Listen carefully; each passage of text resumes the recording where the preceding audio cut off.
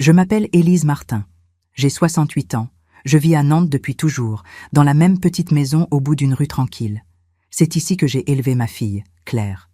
Depuis que mon mari est parti il y a des années, j'ai appris à me débrouiller seule.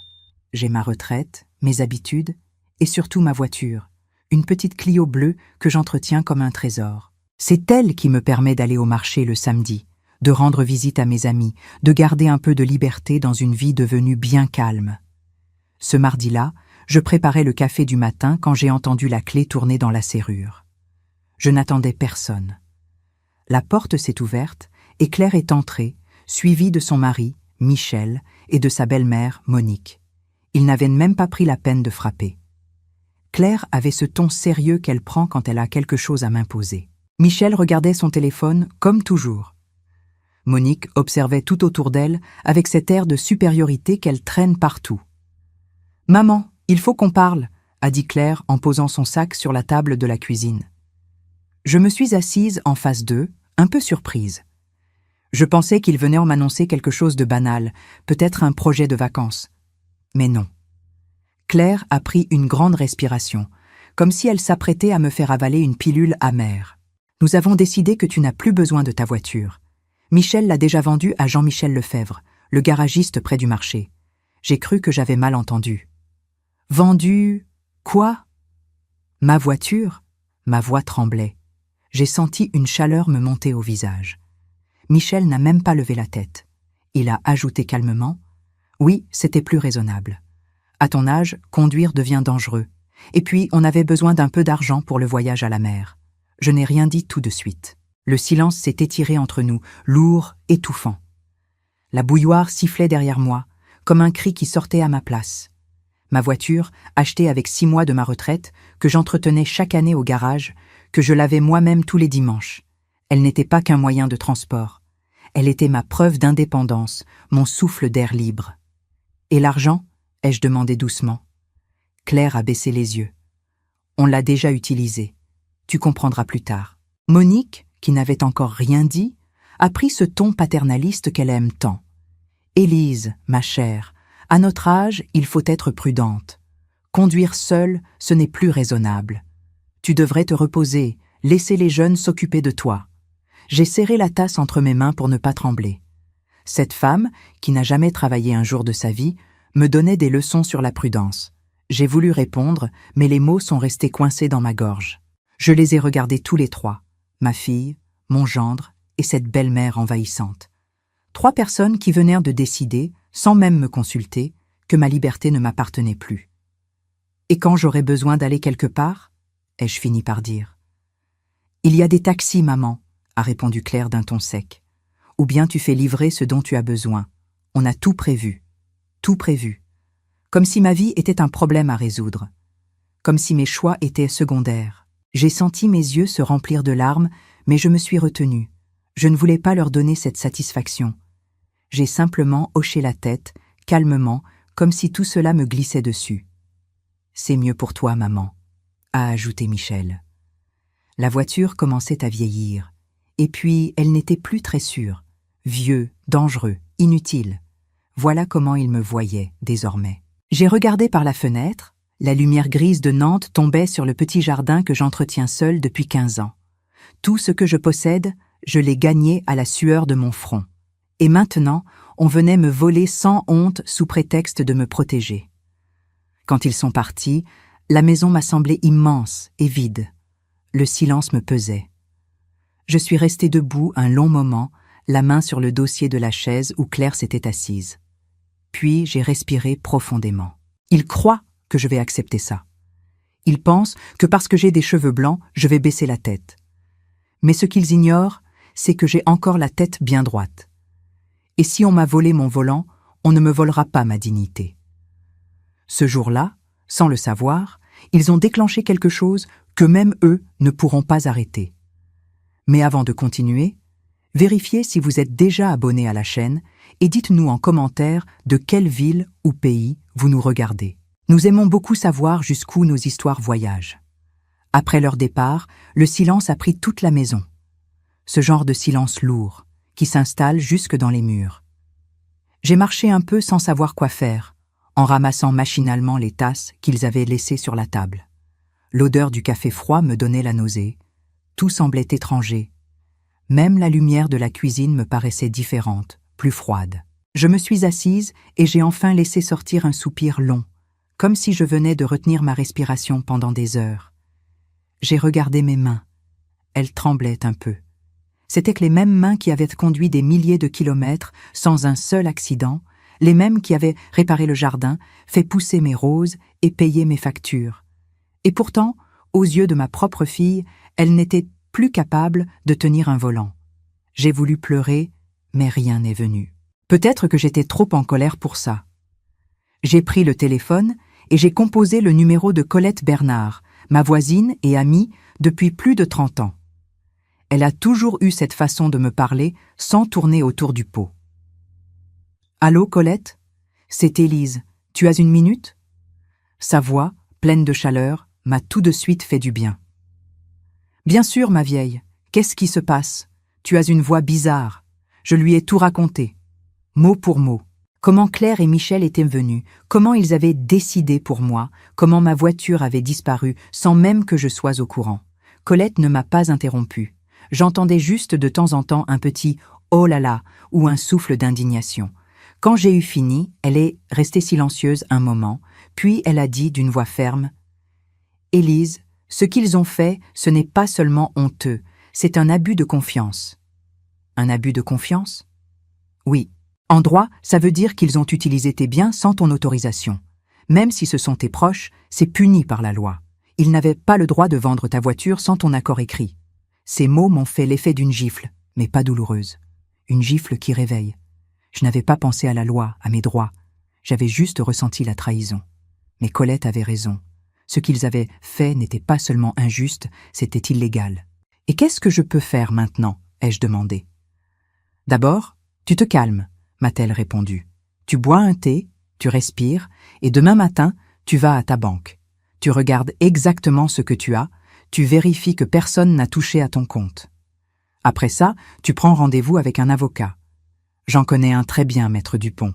Il est discret et efficace. » J'ai hoché la tête, même si elle ne pouvait pas me voir. « D'accord. Élise, écoute-moi bien, » a ajouté Colette. « Ce n'est pas parce qu'on a des cheveux blancs qu'on doit se laisser faire. Ta fille a oublié que tu n'es pas une vieille femme naïve. Rappelle-lui qui tu es. » Sa voix m'a réchauffé le cœur. Elle m'a toujours connue forte, organisée, déterminée. Et c'est vrai qu'avec les années, j'avais commencé à baisser la garde, à laisser Claire décider de petites choses pour moi, par fatigue peut-être. Mais cette fois, c'était trop. Après avoir raccroché, j'ai allumé la bouilloire. Le bruit familier de l'eau qui chauffe m'a apaisé. J'ai préparé un thé noir, un de ceux que je garde pour les moments où j'ai besoin de réfléchir. Je me suis installée dans mon fauteuil, face à la fenêtre du salon. La pluie commençait à tomber sur Nantes, fine, régulière, comme un rideau tranquille. Je pensais à Claire, à la petite fille qu'elle avait été, toujours vive, curieuse, pleine de rire. Je me demandais à quel moment elle avait cessé de me voir comme sa mère pour commencer à me considérer comme un poids. Peut-être que je n'avais pas voulu voir les signes. J'ai pris un carnet, celui où je note mes dépenses, mes idées, mes rendez-vous, et j'ai commencé une nouvelle page. Tout en haut, j'ai écrit « Ce que je dois faire ». En dessous, j'ai noté « Aller à la banque, vérifier mes comptes, chercher mes papiers de propriété, appeler Maître Dupont ». À mesure que j'écrivais, je sentais la colère se transformer en une sorte de clarté. Ce n'était plus le moment de pleurer. C'était le moment d'agir, calmement, intelligemment. La pluie s'est arrêtée. Le ciel s'est éclairci et par la fenêtre, j'ai vu un rayon de soleil passer entre les nuages. J'ai souri malgré moi. Je n'étais pas finie, loin de là. J'avais encore toute ma tête, mes économies et maintenant, un plan. Claire et Michel pensaient en m'avoir rendue dépendante. Ils allaient bientôt découvrir qu'ils avaient à réveiller une femme qui avait simplement oublié sa propre force. Ce soir-là, avant d'aller dormir, j'ai relu ma petite liste. Elle paraissait simple, mais pour moi, elle représentait bien plus que quelques démarches. C'était le début d'une reconquête. Celle de ma liberté, de ma dignité et de mon avenir. Le lendemain matin, je me suis levée plus tôt que d'habitude. J'avais à peine dormi. Toute la nuit, J'avais repassé dans ma tête les mots de Colette. Abus de confiance. Ces 3 mots tournaient en boucle dans mon esprit. Je me suis préparé un café bien fort et, en buvant la première gorgée, j'ai décidé que ce serait une journée utile. Plus question de me laisser marcher dessus. Vers 10 heures, je suis allé à la banque. L'air dehors était encore frais, et le ciel de Nantes avait cette couleur grise, typique du matin. J'ai marché d'un pas lent mais décidé, comme quelqu'un qui revient à la vie. À la banque, la jeune conseillère m'a reconnu immédiatement. « Bonjour, Madame Martin. Que puis-je faire pour vous ?» Je voudrais consulter mes comptes et vérifier qu'aucun mouvement inhabituel n'a été fait sans mon autorisation. Elle a tapé sur son clavier, puis m'a montré l'écran avec un sourire poli. Tout semblait normal. Aucun retrait suspect. J'ai ressenti un léger soulagement. Au moins, il n'avait pas touché à mon argent. Après quelques minutes, j'ai récupéré mes relevés et je suis sortie, un peu plus légère. La deuxième étape de ma liste m'attendait, Maître Dupont. C'était un avocat que j'avais connu il y a longtemps, quand mon mari était encore en vie. Il m'avait aidé à régler des papiers administratifs après son décès. Un homme calme, courtois, avec une voix posée qui donnait confiance. Son cabinet se trouvait dans une petite rue derrière la cathédrale. J'ai poussé la porte en bois et l'odeur du vieux papier m'a tout de suite rappelé mes visites d'autrefois. Sa secrétaire, une femme aux cheveux gris, m'a accueilli avec un sourire chaleureux. « Bonjour, Madame Martin. Maître Dupont sera disponible dans quelques minutes. Vous pouvez patienter dans la salle d'attente. » J'ai pris place sur une chaise, observant les rayons de soleil qui passaient à travers les vitraux. 10 minutes plus tard, la porte s'est ouverte et une voix familière a dit « Élise Martin, cela fait bien longtemps. Entrez donc. » Je me suis levée et j'ai souri. « Bonjour, maître. Oui, le temps passe vite. Nous avons échangé quelques mots avant d'entrer dans le vif du sujet. » Je lui ai raconté toute l'histoire, sans rien oublier, la visite de Claire et de Michel, la vente du véhicule sans mon accord, l'attitude de Monique, et enfin, ma conversation avec Colette. Pendant que je parlais, il prenait des notes sans m'interrompre. Quand j'ai fini, il a levé les yeux vers moi, le regard sérieux. « Madame Martin, ce que vous décrivez correspond effectivement à un abus de confiance. En France, vendre le bien d'une autre personne sans mandat écrit est illégal, même entre membres d'une même famille. Votre fille et votre gendre n'avaient pas le droit de faire cela. Je l'ai regardé, un peu incrédule. Donc, la vente n'est pas valable? Non, elle ne l'est pas. Sans votre signature sur l'acte de vente, cette transaction est juridiquement nulle. Si vous le souhaitez, nous pouvons entamer une procédure pour récupérer le véhicule. » Je suis restée silencieuse un instant. L'idée de me battre contre ma propre fille me serrait le cœur. « Je ne veux pas d'un procès, » ai-je dit calmement. « Je veux juste me protéger, éviter qu'il puisse recommencer. » Il a hoché la tête. « C'est tout à fait possible. Nous allons rédiger un document précisant que vous êtes seul propriétaire de vos biens et qu'aucune décision ne peut être prise sans votre accord écrit. Nous pouvons également signaler cette situation à un notaire pour renforcer votre dossier. » Ces mots me rassuraient. Pour la première fois depuis longtemps, je sentais que la loi jouait en ma faveur. Avant de partir, il m'a tendu une carte. Voici les coordonnées d'un homme de confiance, Arnaud Morel. Il est agent immobilier, ancien gendarme. Si vous souhaitez envisager un changement de vie, il pourra vous aider à évaluer vos options. Je l'ai remercié et je suis sortie du cabinet avec une pile de documents dans mon sac. En marchant dans les rues pavées, j'ai respiré profondément. L'air paraissait plus léger, comme si chaque pas effaçait un peu de la peur accumulée ces derniers jours. L'après-midi même, j'ai appelé le numéro inscrit sur la carte. « Allô, ici Arnaud Morel. »« Bonjour, monsieur. C'est Élise Martin. Maître Dupont m'a donné votre contact. » Sa voix était grave, posée. « Ah oui, il m'a prévenu. Dites-moi, Madame Martin, comment puis-je vous aider ? » Nous avons convenu d'un rendez-vous pour le lendemain. Quand je l'ai rencontré, j'ai tout de suite senti que je pouvais lui faire confiance. Il devait avoir autour de 50 ans, l'air calme, solide, avec ce regard franc qu'ont souvent les anciens gendarmes. Je lui ai expliqué ma situation, la voiture, ma fille, tout. Il a hoché la tête lentement. « Vous savez, Madame Martin, ce genre d'histoire est plus fréquent qu'on ne le croit. Des enfants qui prennent petit à petit le contrôle sur leurs parents, pour leur bien. Mais vous avez encore toutes vos capacités. Vous pouvez parfaitement reprendre votre vie en main. C'est ce que je compte faire, ai-je répondu. Il a souri. Alors commençons. Vous êtes propriétaire de votre maison, n'est-ce pas? Oui, elle est à mon nom depuis plus de 15 ans. Parfait. Dans ce cas, vous avez deux options. Soit vous restez et vous fixez des limites claires, soit vous changez complètement d'environnement. Je peux vous aider à vendre si c'est votre choix. Je l'ai regardé, intrigué. Vendre? Vous pensez que je pourrais recommencer ailleurs? Bien sûr. Vous avez les moyens, la santé et surtout la volonté. Beaucoup de femmes de votre âge refont leur vie dans des résidences tranquilles, dans le sud par exemple. Ces paroles m'ont fait réfléchir. Recommencer ailleurs? L'idée me semblait folle et libératrice à la fois. Quand il est parti, je me suis assise dans le salon, entourée de mes dossiers. Pour la première fois depuis des semaines, j'avais une direction. J'allais protéger ce qui m'appartenait et, peut-être, tourner la page. Parce qu'après tout, la loi était enfin de mon côté. Quelques jours après ma rencontre avec Arnaud Morel, j'avais pris ma décision.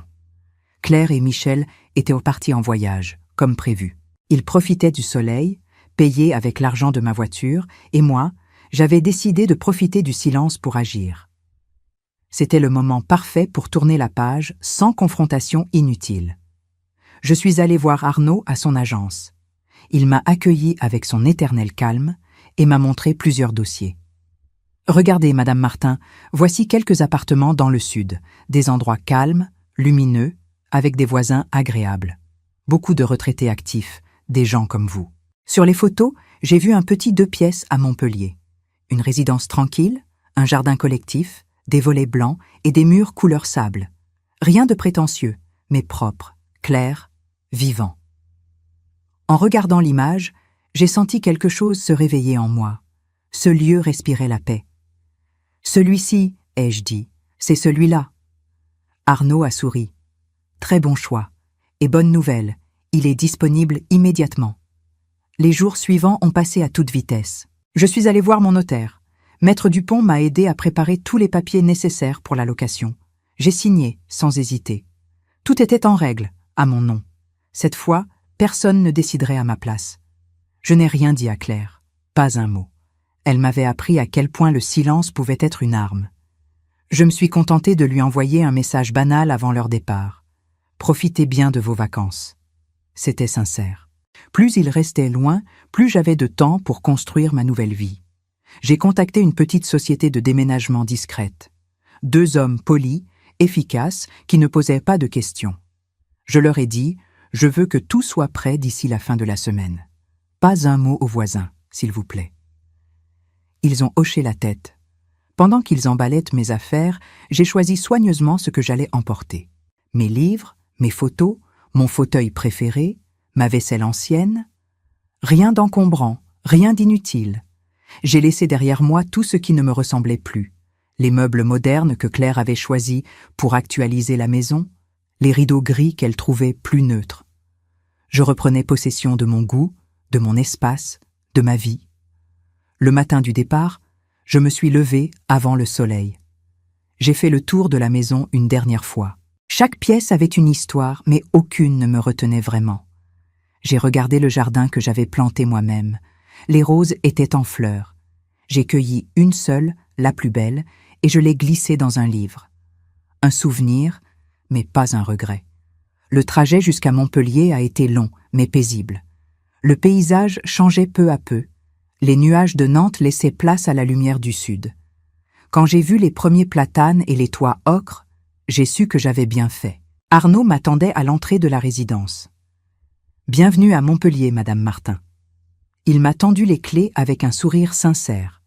L'appartement était encore mieux que sur les photos. Une grande baie vitrée, une petite terrasse, une cuisine claire, et une odeur de neuf qui sentait le début. « Vous voyez, a dit Arnaud, ici, vous serez tranquille. La résidence est calme, les voisins sont sympathiques, et il y a un marché chaque samedi matin au coin de la rue. » J'ai ouvert la fenêtre. L'air tiède entrait doucement, accompagné d'un bruit de cigales lointain. Cela faisait des années que je n'avais pas ressenti une telle sérénité. L'après-midi, pendant que les déménageurs installèrent mes affaires, j'ai rencontré ma première voisine. Elle s'appelait Madeleine, une dame d'environ 75 ans, cheveux courts et regard pétillant. « Vous êtes la nouvelle du rez-de-chaussée » a-t-elle demandé avec un sourire. « Bienvenue. Si vous avez besoin de quoi que ce soit, je suis juste à côté. » Son accent chantant du sud m'a tout de suite mise à l'aise. Elle m'a parlé des autres habitants, des petits cafés autour et même du club de lecture qu'elles organisaient le mardi soir. « Ici, on aime bien discuter, mais personne ne se mêle des affaires des autres », a-t-elle précisé. J'ai ri doucement. C'était exactement ce qu'il me fallait. Le soir, quand tout fut en place, je me suis assise sur ma terrasse avec un verre de vin blanc. Le ciel prenait des teintes roses et dorées. Pour la première fois depuis des années, j'avais la sensation d'être exactement à ma place. Je me suis promis une chose. Plus jamais je ne laisserai quelqu'un décider pour moi. J'avais un toit, un jardin à partager, des voisines souriantes et une nouvelle liberté à apprivoiser. Ce n'était pas seulement un déménagement. C'était une renaissance. Et, sous le soleil de Montpellier, j'ai enfin compris que la vie pouvait recommencer à tout âge, à condition d'avoir le courage de tourner la clé soi-même. Cela faisait presque 2 semaines que je vivais à Montpellier. Chaque matin, je me levais sans réveil, ouvrais les volets et laissais entrer le soleil. Le chant des cigales remplaçait le bruit des voitures de Nantes, et je découvrais le plaisir simple de prendre un café sur ma terrasse sans personne pour me dire ce que je devais faire. J'étais bien, enfin bien. Ce jeudi-là, je revenais du marché avec un panier plein de fruits et de légumes quand mon téléphone a sonné. Le nom de Claire s'est affiché à l'écran. Pendant 1 seconde, j'ai hésité à répondre. J'ai respiré profondément, puis j'ai décroché. « Maman ?» Sa voix tremblait. « Mais qu'est-ce que tu as fait ?» J'ai souri malgré moi. « Bonjour Claire. Moi aussi je vais très bien, merci. »« Maman, je t'en prie, ce n'est pas le moment pour ça. Nous venons d'arriver à Nantes, la maison est vide. Plus de meubles, plus rien. Où es-tu » J'ai attendu un instant avant de répondre. « Je suis là où je devrais être. »« Qu'est-ce que ça veut dire? Tu es partie ?»« Oui, Claire. J'ai déménagé. » Un silence s'est installé, coupé seulement par un souffle nerveux à l'autre bout du fil. Puis, j'ai entendu Michel murmurer quelque chose derrière elle. Claire a repris. « Mais pourquoi? Pourquoi tu es partie sans nous prévenir ?»« Parce que vous avez pris des décisions sans moi, » ai-je dit calmement. Alors, j'ai pris la mienne sans vous. Elle n'a rien dit pendant quelques secondes. Je pouvais presque sentir son incompréhension à travers le téléphone. « Mais maman, tu exagères. On voulait seulement t'aider. Vendre ma voiture sans mon accord, c'est de l'aide ?» Elle a soupiré. « On a fait ça pour ton bien. » J'ai fermé les yeux. Ces mots, je les avais entendus trop souvent. « Pour ton bien. » Toujours cette excuse pour justifier les manques de respect. « Non, Claire, » ai-je répondu. « Vous avez fait ça pour votre confort. Vous avez voulu me rendre immobile pour pouvoir décider à ma place. Eh bien, maintenant, je décide. »« Où es-tu » a-t-elle demandé d'une voix plus douce. « Dans un endroit où je peux respirer. Un endroit à moi. » J'ai entendu Michel intervenir. « Madame Martin, nous devons parler. Ce n'est pas raisonnable de partir comme ça. » Michel, j'ai 68 ans, pas 8. Je suis parfaitement raisonnable. Son ton s'est radouci. Très bien, mais nous devons au moins savoir où vous êtes.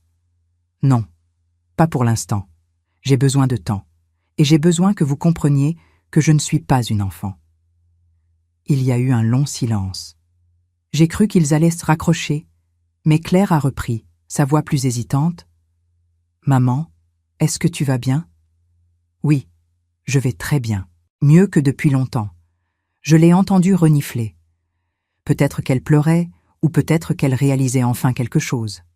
« On peut venir te voir ?» a-t-elle demandé. « Pas maintenant. Vous avez besoin de réfléchir à certaines choses avant. Moi aussi. » « À quoi ?» ?»« À ce que veut dire le mot « respect ». Vous allez devoir l'apprendre si vous voulez qu'on se voie à nouveau. J'ai entendu Michel souffler, un peu agacé, mais Claire a insisté. « Maman, s'il te plaît, dis-nous au moins que tu es en sécurité. » Je le suis. Et je suis heureuse, Claire. C'est tout ce que tu as besoin de savoir pour l'instant. J'ai laissé planer un silence avant d'ajouter. J'accepterai de vous revoir, mais à mes conditions. Quelles conditions? Que nous parlions d'adulte à adulte. Pas de reproches, pas de ton condescendant, pas de décision prise dans mon dos. Si vous acceptez cela, nous pourrons nous voir. Elle a hésité, puis a murmuré « D'accord. » Bien, alors, revenez à Nantes, reposez-vous, et appelez-moi quand vous serez prêt à avoir une vraie conversation. Et si on te perd encore une fois, alors c'est que vous n'aurez pas compris la leçon. J'ai dit cela sans colère, seulement avec la certitude tranquille de quelqu'un qui a enfin repris le contrôle de sa vie. Avant de raccrocher, j'ai ajouté doucement « Je vous aime toujours, mais je ne me laisserai plus traiter comme une incapable. » Elle n'a pas répondu tout de suite, puis sa voix s'est adoucie. « Je comprends, maman. Enfin, j'essaie. » « C'est un bon début, ai-je dit. Quand j'ai raccroché, je suis restée un moment assise sur ma terrasse. Le ciel commençait à prendre une couleur dorée. Le vent tiède passait entre les feuilles des arbres. J'ai senti un calme que je n'avais pas connu depuis des années. Cette conversation, je la redoutais depuis longtemps. Mais maintenant, je savais que quelque chose avait basculé. Ce n'était plus moi la mère dépendante et effacée. C'était moi qui posait les règles.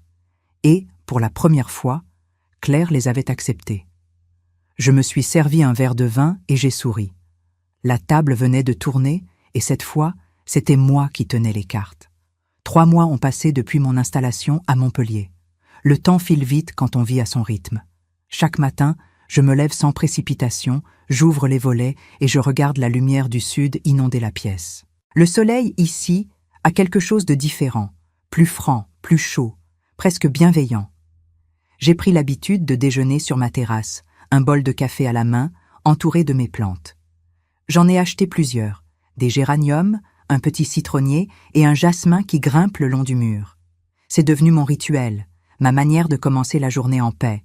Je me sens libre et surtout utile à moi-même. Je gère mes comptes, je fais mes courses au marché du samedi, je cuisine ce que j'aime. Je relis mes vieux livres, j'en découvre de nouveaux. Parfois, je passe l'après-midi au parc à discuter avec Madeleine et d'autres voisines. Elles sont drôles, vives, parfois un peu curieuses, mais toujours bien intentionnées. Il y a même un petit groupe qui se retrouve chaque jeudi pour une promenade au bord du Lèze. J'y vais souvent. Ces moments simples me rappellent que la vie peut être douce quand on choisit de la vivre pour soi et non pour plaire aux autres. Je pense encore à Claire, bien sûr. Pas avec rancune, mais avec distance.